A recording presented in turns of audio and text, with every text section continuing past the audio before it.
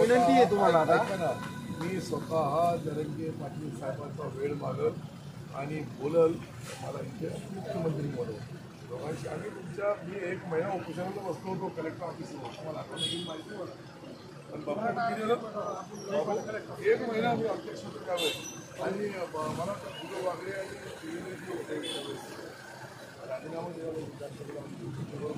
नाही पण मराठा समाजाला ओबीसी कोट्यातून आरक्षण याबद्दल आपल्या पक्षाची भूमिका 50% आमच्या पक्षाची भूमिका सिद्ध करण्याचा अधिकार मुख्यमंत्री महोदयांना आहे. ऐका ना बाबा अरे ऐका ना बाबा आणि मी ही सर्व चर्चा सन्मान्य जरंगे करत आणि ते जे बोलतील त्या पद्धतीने साहेब ते आता नोटिफिकेशन काढलं होतं सगळे स्वदेशी कायद्यात त्या नोटिफिकेशनचं कायद्यात का रूपांतर होतं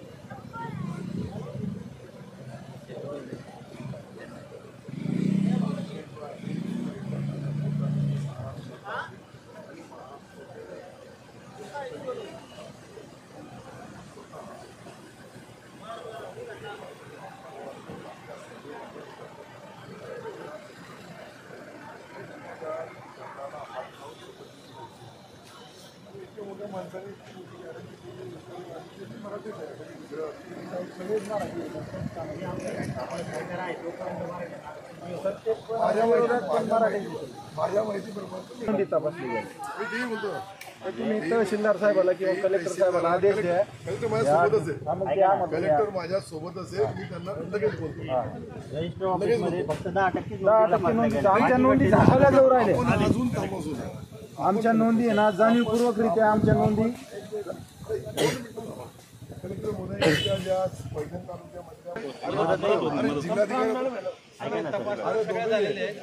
काय मदत होती सांगा रजिस्टर ऑफिस मधल्या 10% तपासल्या गेल्या म्हणजे मदत काय होत नाही नेमकी ऑलरेडी ते गट्टे आहे का ते कुणा चेक करायचे ते चेक नाही झाले 10% त्या कर्मचाऱ्यांचं म्हणणं आहे अजून फक्त चेक 10% चेक झाले जे राहिलेले ते तात्काळ चेक करतील मी जिल्हाधिकाऱ्याला तुम्ही बोललोय तुमच्या समोर जिल्हाधिकाऱ्यांना हे जे सर्व जितक्या मराठा बांधवांच्या नोंदणी चेक करायच्या आहे ते चेक करतील प्रांत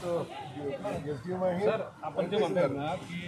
काय मदत होत नाही की रहिवासी उत्पन्न काढण्यासाठीच महिना लागला पैठण 1.5 महिना झाला माझं रहिवासी पेंडिंग आहे तहसीलमध्ये रहिवासी उत्पन्न जर एवढा टाइम लागत असेल पावती सगळं दाखवलं तुम्हाला. 1.5 महिना काय मदत होणार आम्ही तात्काळ विद्यार्थ्यांची काय अडचण झाली असून ज्यांना ऍडमिशन घ्यायचं होतं त्यांचं रहिवासी उत्पन्नासाठी आता माझं 1.5 महिन्यापासून पेंडिंग आहे. आज माझ्याकडे पावती आज पण पेंडिंग आहे वादविवाद करून काम होतं ऐकून तर काय मला ऐकून घ्या माझी तुम्हाला एकच विनंती आता जिल्हाधिकाऱ्यांनी त्याच्या लेवलवर पाहून त्यांनाही थोडा टाइम द्यायला पाहिजे पाऊस येऊ लागला तिथे जाण्याची परवानगी द्यायला पाहिजे धन्यवाद आणि मी साहेबालाही भेटल आणि बरं कसं आणि साहेबालाही भेटल आहे ना आचारसंहिता लागणार आहे. त्याच्या आधी आमच्या आरक्षणाचा मार्गी लावा मला जरंगे पाटील साहेबांची वेळ घेईल त्यांना भेट घेईल आणि ते जसं सांगतील तसं मुख्यमंत्री महोदयाकडे सर्व सरकारच्या वतीने निवेदन करा.